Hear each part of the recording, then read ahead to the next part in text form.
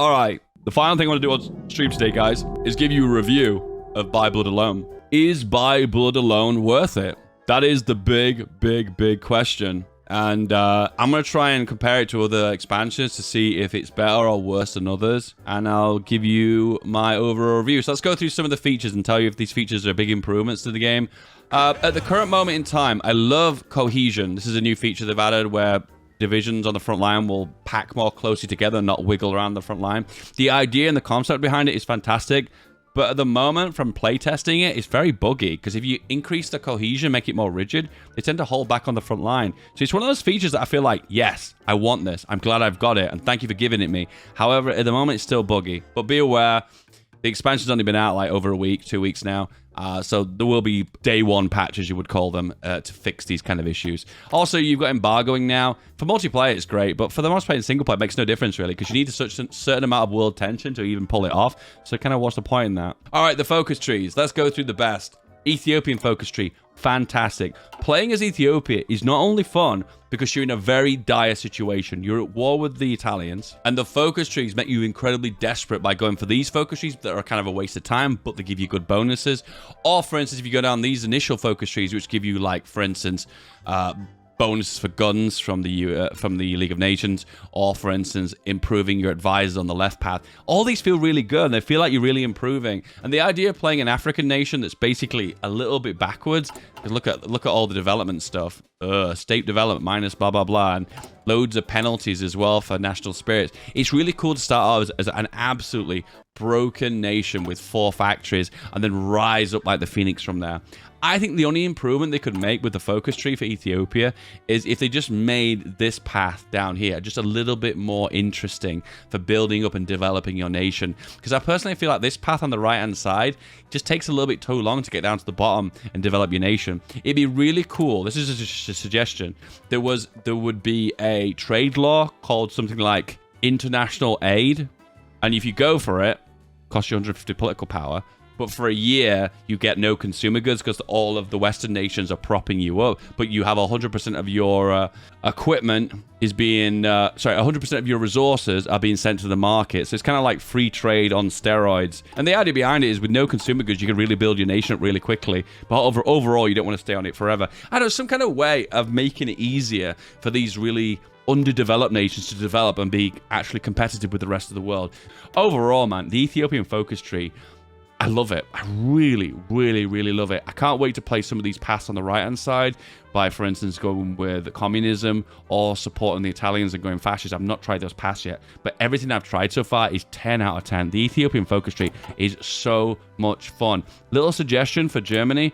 Why not go back when you rework Germany, which is eventually going to come, by the way. Make a post-Hitler, the Civil War, more interesting and different. Instead of making this really quick war where you've got a 20% attack bonus from the leader of the German Empire, why not make it like the Spanish Civil War and just make it, slow it down a little bit and make it a little bit more difficult and make it more interesting? Because, I mean, the Ethiopian War, as well as the Spanish Civil War, are quite challenging. They're not easy. They don't hand it to you for free. And that element of challenge actually makes it really interesting. So why not introduce that as well? Next up, Italian focus tree.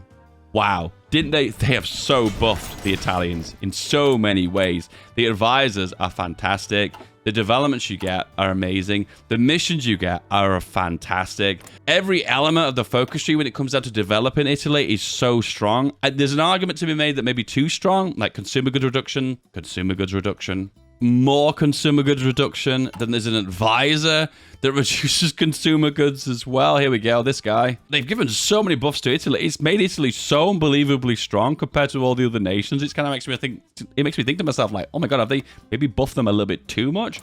Overall, though, the amount of flavor that you get, the different options you've got, and the hidden nations you can unlock, oh man, there's so much flavor, and you never feel like you're bogged down. The worst feeling in the world in HOI4 is when you're progressing down a focus tree and you're like, 70-day focus, 70-day focus, 70-day focus, 70-day focus, 70-day focus, and it's like, oh man, there's such a grind. I just want to get to this bottom focus to get that one thing. And I have to grind through so many focuses. But for the most part, when you want to get something in the the Mussolini path focus tree, you don't have to progress that deep down in the focus tree. And then at the bottom, you are rewarded with genuinely good bonuses at the very end. Because there's nothing worse than progressing down a focus tree and then getting down to the bottom focus and the bonus is not very good.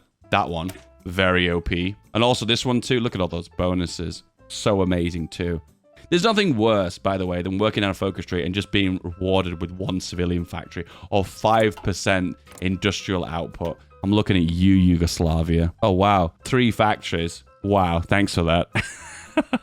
Honestly, I would give the Italian focus tree like a 9 out of 10. It is really, really, really good. I'm really excited to try the democratic path and try and join the Allies and see just how it changes the dynamic of World War II. I'd be really curious to see, because some of these bonuses down here look really strong too.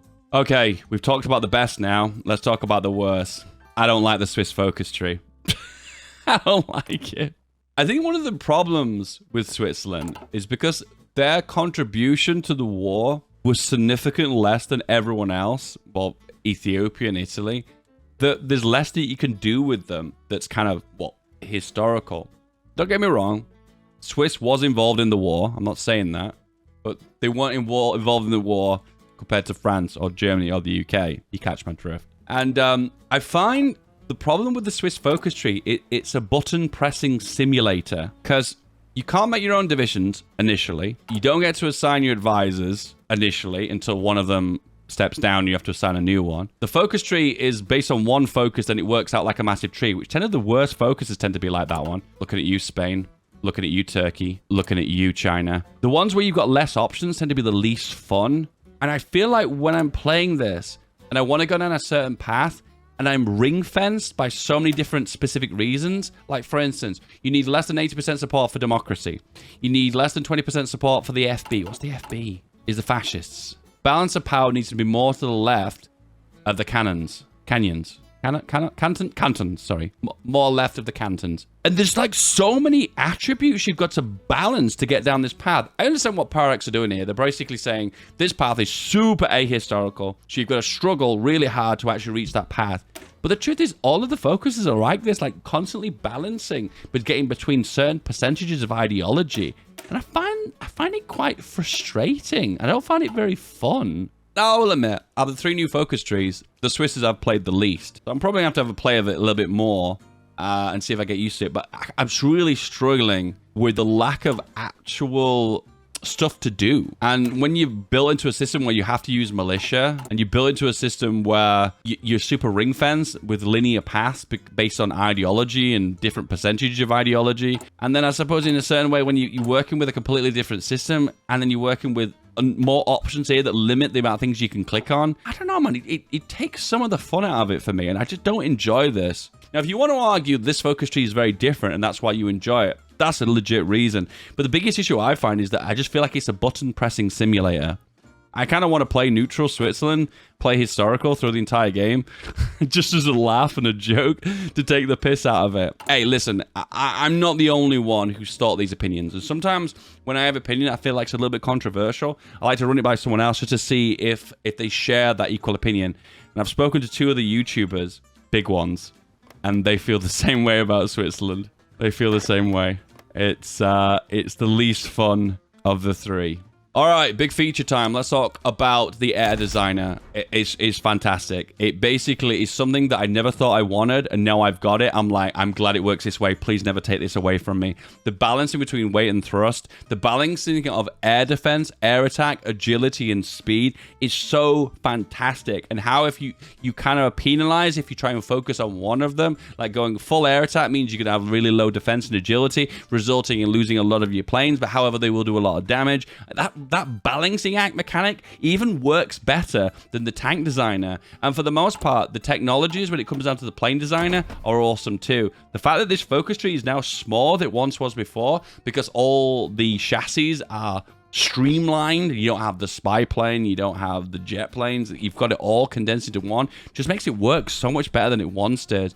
The only argument I think I've got against it is maybe it feels like you can research a lot of things early on, all these parts on the right-hand side, and maybe some of them could be spread out a little bit more. Like, for instance, survivability studies kind of suggest to me that planes have been tested in war to see if they need more armor in certain locations. I don't understand the famous study behind this, but it'd be kind of interesting if this was 1940, for instance, and some wars had actually happened, other than letting you research this at the very start of the game, which I just think is a little bit confusing. Overall, man, I love the plane design. I love it, I love it, I love it. And I love the fact that the MP community haven't figured out a meta with it already, where it felt like the tank design I feel like they got it like almost immediately. Oh, I really love it. I really, really love it. One thing I will say is if you don't enjoy complexity for the sake of complexity, you might not like this feature and it might actually kind of annoy you. So I don't know. I would say there's a bit of an element where you may like it or may not. Where I feel like with the tank designer, it's a lot more one-dimensional. It's just it's a matter of balancing speed and reliability and stats, I guess. You got your firepower and you've got your speed and reliability. So it feels like it's almost basic compared to the plane designer. If this came after the plane designer, I feel like we'd be more disappointed with the tank designer. Oh yeah, they've added oil drums as well, which increases fuel capacity. I don't understand where you would use that or use it for, but it's kind of interesting. Be interesting to pull off if you want to do your big encirclement of Dunkirk, I guess. What other features is there? What else we got? Oh, we've got the officer cores now. So you can grant citations. I like the fact they've added this, because you know why I like this the most? PDX are listening to the community when it comes down to late game content. Because at the minute, late game is abandoned. Late game's slow, it's laggy, and there's not many things to use your XP and your political power on. Now you do have things to spend it on. If you use these guys, citations, yes, you got a citation for take control of the capital of the Ethiopian government. So you probably think to yourself, political power? Hang on, I need political power early game. Yeah, the idea behind this is you're meant to spend it late game. It's something you have put, a system you can put your political power into late game when you've got too much political power. But some of these bonuses are really good. 5% breakthrough, 5% HP, recovery rate, equipment, capture ratio, really interesting. Lose defense, but lose supply, interesting. An extra attack. Some of these are really strong too. The only downside I will say is it's super disappointing when you grant a citation and you promote them and you don't actually bring over your field citations. It's just a note here saying, oh, he got some citations, by the way. It'd be kind of cool if it brought some of the stats over. You could make some really cool combinations with different citations by going for hidden traits and stuff. I don't know, just add a little bit extra flavor to the game. The idea of like going through the entire game with one field officer, make him a general, make him a field marshal, and he's got all these awesome stats because he's basically seen so much war and conflict. That'd be really cool. Overall, it's a decent mechanic. It's not game-breaking. It's not groundbreaking, but it is kind of cool that it actually exists. Some of the smaller changes, which aren't DLC related, which are relating to the new patch, is war supports now changes. It's now changed. Everything's towards 50%. War propaganda, you can only go for it if you're below 50% war support, and you lose or gain war support now based upon getting bombed, losing convoys, or taking casualties. And there's a way you can balance that out by going for these. So, for instance, promoting heroism, extort heroism allows you to gain war support or balance out your war support losses in actual combat. And same with convoys here, same with being bombed. And this just gains you war support if you're below 50%. Which is a really different mechanic, and I think it is a positive direction,